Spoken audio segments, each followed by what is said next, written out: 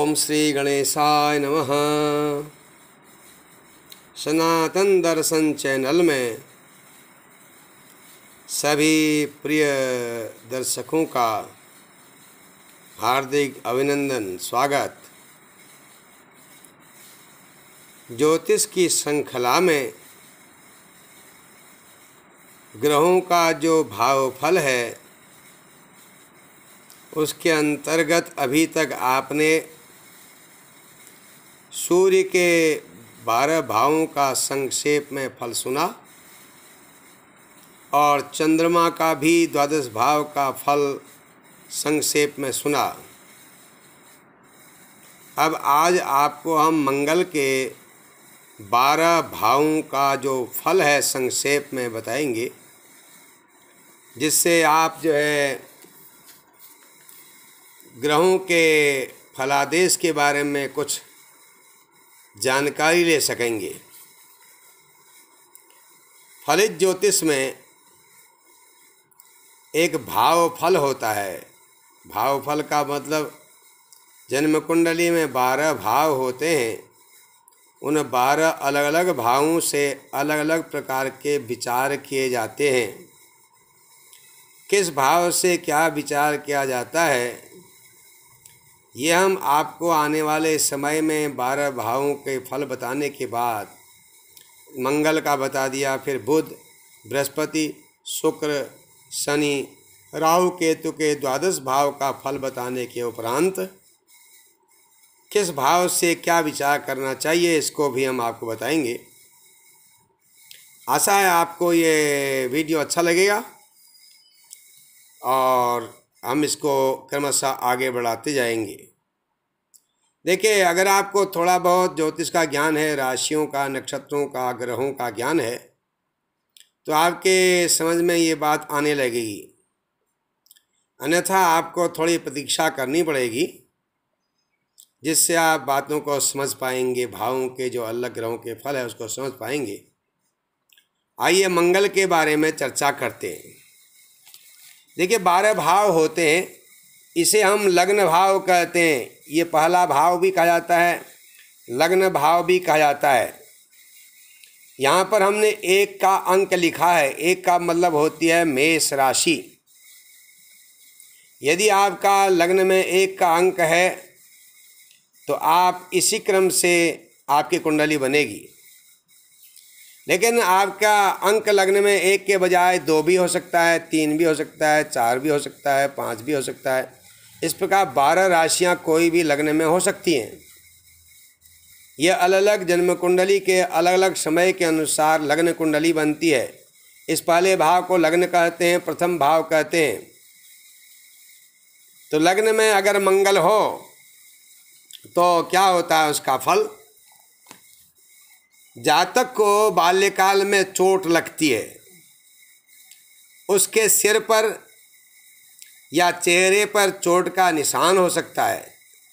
ये चोट लगने से भी हो सकता है या कोई बीमारी से, रोग से भी ये हो सकता है। घाव हो सकता है, व्रण हो सकता है। बाल्यकाल में अग्नि का भय भी होता है। और जो जातक स्वभाव से हठी होता है, कभी कभी क्रूर भी होता है। अब अगर लग्न में 1 का अंक है और 8 का अंक है और 10 का अंक है, इसको बोलते हैं, 1 को मेष बोलते हैं, 8 को वृश्चिक और 10 को मकर।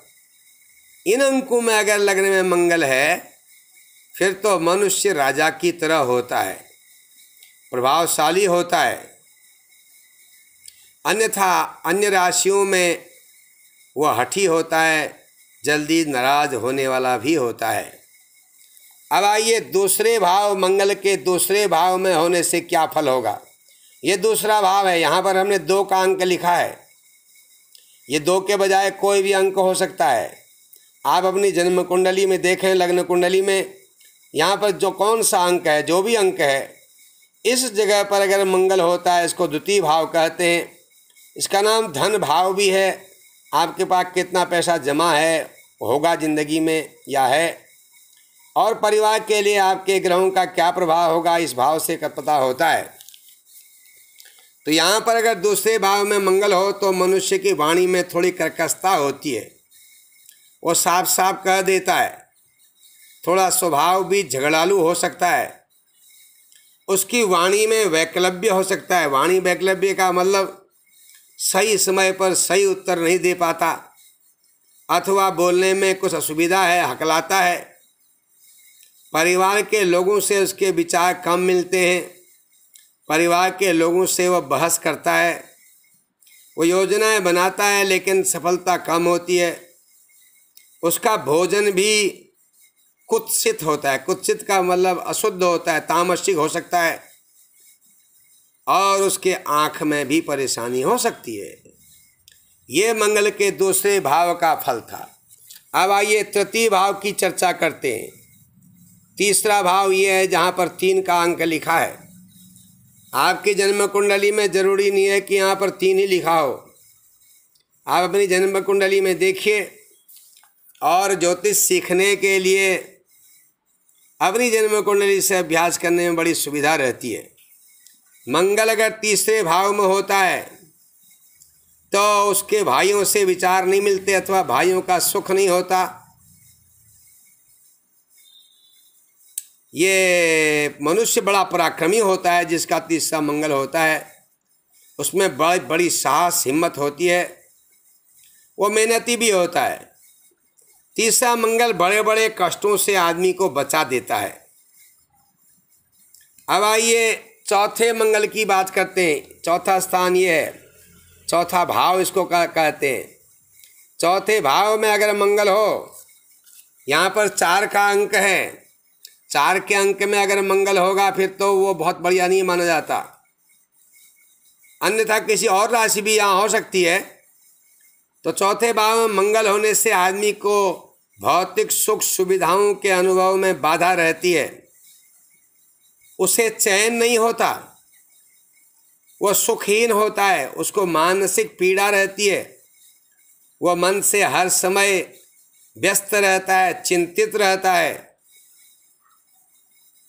और जन्मभूमि से दूर भी जाता है।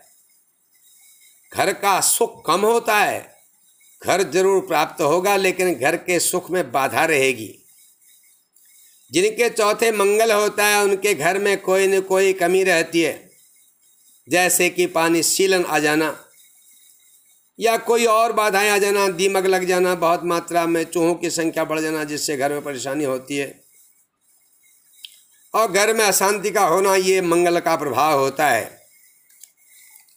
अब आइए 5वें भाव के मंगल के बारे में चर्चा करते हैं। ये 5वां भाव है, 5 का अंक यहाँ पर लिखा है। आपकी जन्म कुंडली में दूसरा अंक भी यहाँ पर हो सकता है। इस 5वें भाव में चाहे अंक जो भी हो, यह भाव 5वां ही कहा जाएगा। यहाँ पर अगर मंगल बैठा हो तो आदमी को भूख बहुत जल्दी लगती है, वह खाने का शौकीन होता है, और संतान के लिए बाधा होती है, संतान कष्ट उसके जीवन में होता है। उसके मन में हर समय एक प्रकार से उफान आता रहता है, जैसे दूध में उबाल आता है। इस प्रकार से 5वां जो स्थान का मंगल है वह मनुष्य के जीवन में धन की कमी भी करता है, और ऐसे आदमी को भूख भी बड़ी जल्दी लगती है।